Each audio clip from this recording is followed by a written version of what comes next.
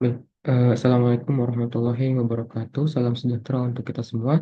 Izin memperkenalkan diri, saya Muhammad Al-Fatih dari program studi S1 Manajemen Angkatan 2021. Pada kesempatan kali ini, saya akan memaparkan hasil dari proposal skripsi saya untuk memenuhi persyaratan gelar S1 Manajemen dengan penelitian yang berjudul pengaruh edge intrusiveness dan edge irritation terhadap edge avoidance dengan attitude toward edge sebagai variabel mediasi. Baik, selanjutnya kita langsung saja ke latar belakang. Nah, latar belakang dari penelitian saya yaitu adalah TikTok sebagai platform dengan pengguna terbanyak keempat di Indonesia. Yang dimana TikTok ini sudah menjadi wadah utama khususnya di praktik pemasaran digital. Namun karena maraknya praktik pemasaran digital via platform TikTok, maka muncul sebuah isu baru, yaitu iklan yang memicu ad intrusiveness atau ketergangguan terhadap iklan, yaitu iklan yang dianggap mengganggu karena terlalu sering muncul, tidak relevan, atau menginterupsi konten. Nah, ada juga kasus lain yaitu ad irritation, ya, atau bisa diartikan dengan iritasi terhadap iklan yang dimana membuat pengguna itu merasa jengkel akibat iklan yang tidak repetitif atau tidak menarik. Kemudian ada juga attitude toward ads yang berperan sebagai jembatan yang menentukan apakah pengguna akan cenderung menghindari iklan tertentu, di mana persepsi negatif terhadap iklan dapat memperkuat kecenderungan ads avoidance.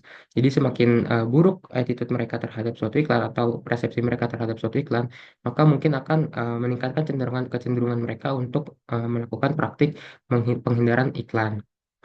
Nah, laporan WR sosial itu mencatat rata-rata pengguna TikTok melihat lebih dari iklan lebih dari 5 iklan per hari dengan tingkat ads avoidance naik 13% dalam 2 tahun terakhir. Nah, kemudian untuk research gap atau gap penelitian dari penelitian saya kali ini adalah penelitian berjudul Ads Avoidance and Attitude Towards Online Advertising Among Net Generation in Jakarta yang ditulis oleh Yudita et al. Pada tahun 2022. Ini mengenai ads avoidance dan attitude toward ads di platform YouTube. Nah, ini penelitian ini memiliki kesamaan variabel dengan penelitian saya. Namun research gap yang terletak di sini adalah pada fokus platform yang berbeda. Penelitian Yulita et al. Ini berfokus di platform YouTube, sedangkan penelitian saya pada tahun 2025 ini berfokus pada platform TikTok, yang di mana platform YouTube dan platform TikTok ini sudah menjadi perbedaan sendiri karena di tahun 2025 pengguna TikTok lebih masif dibandingkan dengan pengguna TikTok karena memang tuntutan dari konten yang singkat oleh para audiens gitu. Selanjutnya adalah rumusan masalah dan tujuan penelitian. Rumusan masalah pertama, apakah ad intrusiveness mempengaruhi attitude toward ads, dengan tujuan menganalisis pengaruh ads intrusiveness terhadap attitude toward ads. Lalu eh, rumusan masalah kedua, apakah ads irritation atau iritasi terhadap iklan mempengaruhi attitude toward ads atau sikap terhadap iklan oleh audiens, dengan tujuan menganalisis pengaruh ads irritation terhadap attitude toward ads. Kemudian rumusan masalah ketiga, apakah ads intrusiveness atau ketergangguan terhadap iklan itu mempengaruhi ads avoidance atau sikap penghindaran terhadap iklan, dengan tujuan menganalisis pengaruh ads intrusiveness terhadap ads avoidance. Kemudian rumusan masalah keempat, apakah ads irritation mempengaruhi ads avoidance, dengan tujuan menganalisis pengaruh ads irritation terhadap ads avoidance. Lalu yang kelima, apakah attitude toward ads atau sikap terhadap iklan mempengaruhi ads avoidance atau penghindaran terhadap iklan, dengan tujuan menganalisis pengaruh attitude toward ads terhadap ads avoidance. Yang keenam, apakah ads intrusiveness, ketergangguan terhadap iklan ini mempengaruhi sikap penghindaran iklan melalui mediasi dari eh, mempengaruhi penghindaran iklan melalui mediasi attitude toward ads atau sikap terhadap iklan. Dan yang tujuh, apakah ads irritation atau iritasi terhadap iklan ini mempengaruhi sikap penghindaran iklan itu melalui eh, sikap terhadap iklan. Dan dengan tujuan penelitian menganalisis peran attitude toward ads sebagai variabel mediasi antara ads irritation dan ads avoidance. Nah, kemudian untuk variabel penelitian kali ini, yang pertama ada variabel X1, yaitu eh, variabel Y, mohon maaf, yaitu ads avoidance, di mana ads avoidance ini adalah perilaku konsumen dalam menghindari iklan, baik dengan memblokir, mengabaikan, atau melewati iklan digital. Kemudian pengguna perangkat mobil juga cenderung lebih sering melakukan penghindaran iklan dengan tingkat penghindaran mencapai 43 sampai 46%. Lalu variabel independen satu atau X1 adalah ads intrusiveness, yang dimana ads intrusiveness adalah persepsi bahwa iklan ini mengganggu pengalaman pengguna dan menciptakan asosiasi negatif terhadap merek. Dan juga tingkat intrusivitas yang tinggi juga bisa memicu reaksi negatif dan meningkatkan kecenderungan pengguna untuk melakukan penghindaran iklan. Lalu variabel X2-nya itu ads irritation atau iritasi terhadap iklan. Ini adalah perasaan negatif yang muncul akibat iklan yang terlalu mengganggu baik karena frekuensi tinggi atau elemen pemaksaan dalam penyampaian pesan. Iklan yang muncul di momen tidak tepat juga dapat memperburuk pengalaman pengguna dan menciptakan resistensi terhadap suatu merek dan menurunkan efektivitas digital marketing. Dan untuk variabel mediasinya yaitu attitude toward ads atau sikap terhadap iklan, ini adalah evaluasi positif atau negatif individu terhadap suatu iklan yang dipengaruhi oleh faktor contoh seperti informasi, hiburan, dan gangguan yang ditimbulkan oleh iklan tersebut. Nah, iklan yang informatif juga menarik cenderung membentuk sikap positif, meningkatkan kepercayaan merek, dan juga mengurangi perilaku penghindaran terhadap iklan.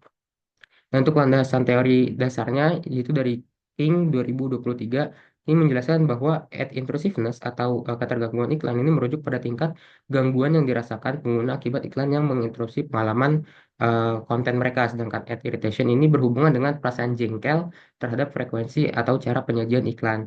Nah, penelitian sebelum ini menunjukkan bahwa iklan yang muncul di tengah video itu cenderung lebih mengganggu dibandingkan yang muncul di awal video karena memang memotong waktu saat audiens menyaksikan konten atau mengkonsumsi konten, sehingga meningkatkan persepsi intrusiveness dan memperbesar kemungkinan para audiens ini akan melakukan penghindaran iklan. Kemudian untuk landasan teori kedua, menurut Berliner pada tahun 2023, ini menyatakan meskipun TikTok berupaya mengurangi dampak negatif dari iklan-iklan yang mereka sajikan, ad intrusiveness dan juga ad irritation ini tetap menjadi faktor utama nih untuk mempengaruhi perilaku ad avoidance. Semakin mengganggu suatu iklan, semakin besar kemungkinan pengguna untuk melakukan penghindaran. Hal ini menegaskan pentingnya desain iklan yang tidak hanya menarik, tapi juga tidak mengganggu pengalaman pengguna agar dapat mengurangi kecenderungan mereka untuk melakukan penghindaran iklan, khususnya di platform TikTok. Ini ada penelitian terdahulu. Yang pertama, menurut Yin et al. Mereka membahas ad intrusiveness, ad irritation, attitude toward ad, dan juga ads avoidance dalam penelitian mereka. Lalu menurut United dan Sondari, ini mereka membahas variabel ad intrusiveness, ads irritation, dan juga attitude toward ads. Lalu sumber menurut Pellet dan Etis, ini mereka membahas ad intrusiveness dan juga ad irritation. Kemudian menurut Pahari et al., mereka juga membahas variabel attitude toward ads dan juga ads avoidance.